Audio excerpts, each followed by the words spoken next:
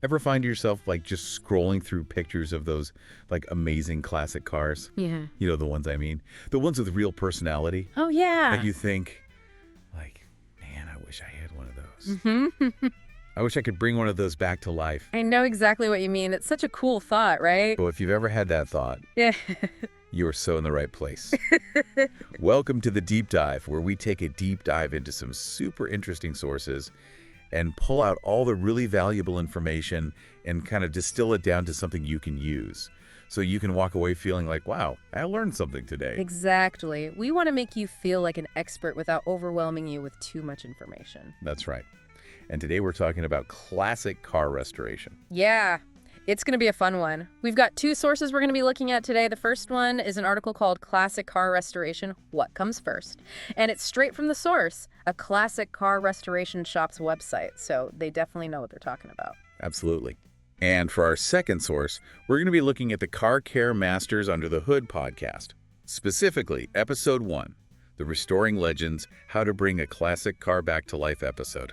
Love the title. Sounds promising, right? So if you're ready to become a classic car restoration, know it all, buckle up, because here we go. All right, let's do it. So first things first, when you're looking at a project like this, where do you even begin? Well, I think it's kind of like when you get a big jigsaw puzzle and you dump it all out on the table. Oh, yeah, totally. I love that analogy. You're a little bit overwhelmed. Totally. There are so many pieces. Where do you even start? Right. So just like with a jigsaw puzzle, you kind of need a plan of attack. And both of our sources today really emphasize the importance of planning. You know, before you even pick up a wrench. Yeah, they're big on planning. That really seems to be the key takeaway. And, you know, the article does mention that getting professional help is often the best way to go. But even if you're a DIYer, it's important to at least understand the process. Yeah, and actually they give a really good breakdown of the steps involved in the restoration process. They do. So first you have assessment and documentation. And that's basically just taking inventory of what you have, you know, figuring out what can be restored and what needs to be replaced. Right, and taking a lot of pictures and writing down detailed notes, which is such good advice. It's like creating a roadmap for yourself for when you have to put it all back together. Right, because can you imagine trying to remember where every little piece goes months later? Ugh, no way. My brain would explode. Yeah, it would be a nightmare. Total nightmare. So yeah, the pictures and the notes are super key. Totally. Okay, so after that comes the fun part, right? The fun part, you mean taking the whole car apart? Yeah, disassembly. Yeah, that is kind of fun. You get to see all the inner workings of the car. And this is where you might find some surprises, like hidden rust or previous repairs that weren't done so well. Oh, for sure. And again, the article really emphasizes the importance of organization during this step, like labeling everything and keeping all the parts together. Yeah, because if you don't do that, you're just setting yourself up for a world of hurt later on. You'll be digging through boxes for days trying to find that one tiny screw you need. Exactly. All right, so once you've got the car completely disassembled, the next step is bodywork.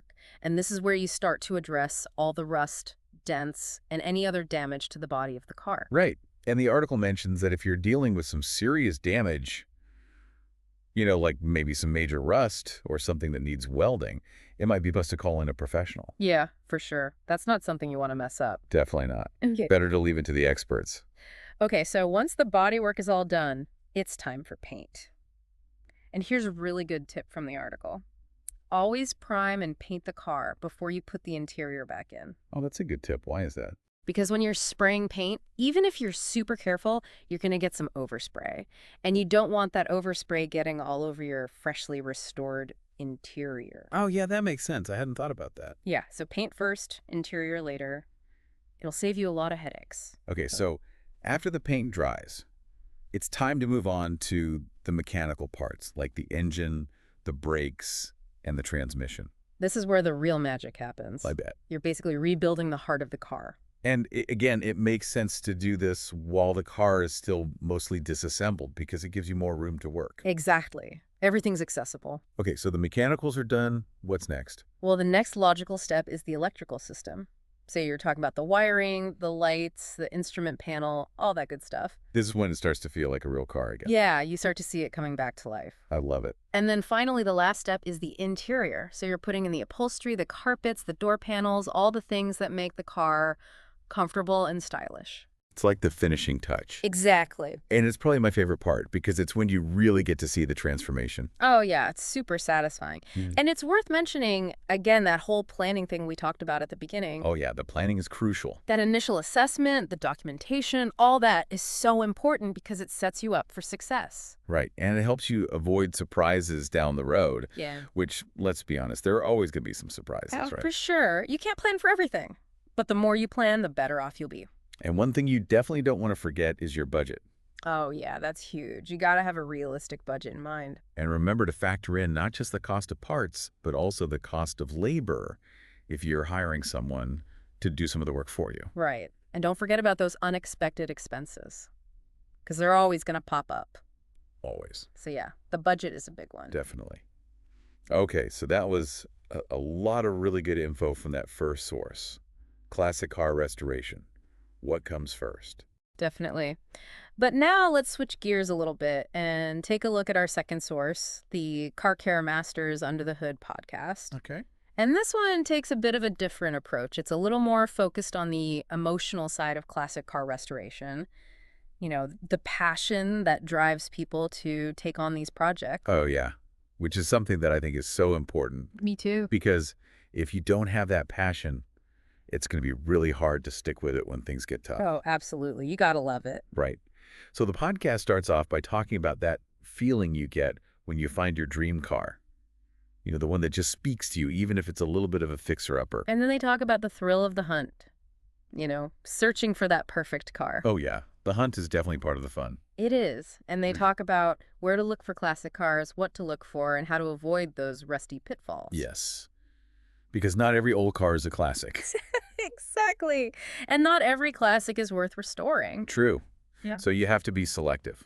And then the podcast goes into my favorite part, which is sourcing the parts. Oh, yeah. That can be a real adventure. It totally is. Yeah. And the podcast talks about all the different places you can find parts, like online marketplaces, salvage yards, and even specialty suppliers. They really cover all the bases. Yeah. And they talk about how sometimes finding those really rare parts can feel like you're on a treasure hunt. Oh, absolutely. Yeah. And it's such a satisfying feeling when you finally find that one part you've been searching for forever. Oh, yeah, for sure. Okay, so you've found your car, found your parts.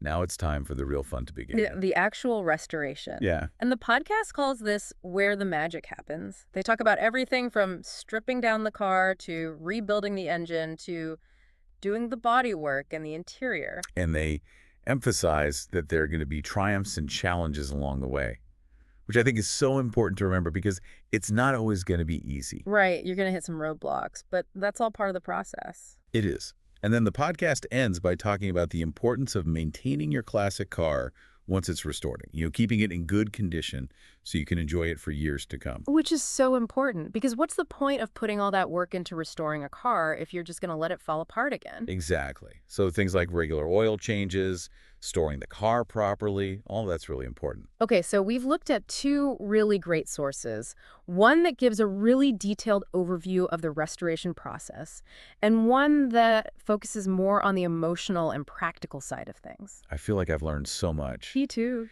And one thing that both sources really emphasized is the importance of planning and taking a systematic approach. They both talked about how important it is to know what you're getting into before you start. Yeah. And while DIY is definitely an option for some people, it's also important to know when to call in the professionals. Especially for those more complicated tasks like body work or engine rebuilding. Absolutely. You want to make sure it's done right. And actually, the website where we found that first article, they actually list out all the services they offer. They do, and it's quite a comprehensive list. It is. I mean, they literally do everything from paint and body work to upholstery and interior restoration to even more specialized stuff like air suspension and carburetor rebuilds. They even do engine rebuilds and LS swaps. And they do a lot of upgrades too, like coilover suspension upgrades, disc brake conversions, engine bay detailing, even EFI conversion. Yeah, they do it all. And if you're looking for something really custom, they even do full custom car builds from the ground up. Wow, that's impressive. Yeah, they're like a one-stop shop for all your classic car needs. And to prove it, they have a whole gallery on their website showcasing some of their past projects. Yeah. And let me tell you, they are amazing. I mean, they've restored everything from a 36 Ford to a 55 Bel Air to a 69 Camaro to a 72 Corvette. It's incredible the variety of cars they worked on, and they all look absolutely stunning. Yeah, they do amazing work. So if you're looking for a reputable shop in the Dallas-Fort Worth area to help you with your classic car restoration, these are definitely the people to call. Agreed. So there you have it, a deep dive into the world of classic car restoration. We learned about the process, the challenges, the rewards, and the importance of planning, budgeting, and knowing when to call in the experts. And now that you have a better understanding of what's involved, what kind of classic car would you restore? Oh, that's a good question. Yeah. What's your dream classic car? I've always loved the 60s muscle cars, so maybe a 69 Mustang or a 70 Chevelle. Oh yeah, those are good choices. What about you? What's your dream car? Oh man, that's a tough one. There's so many to choose from.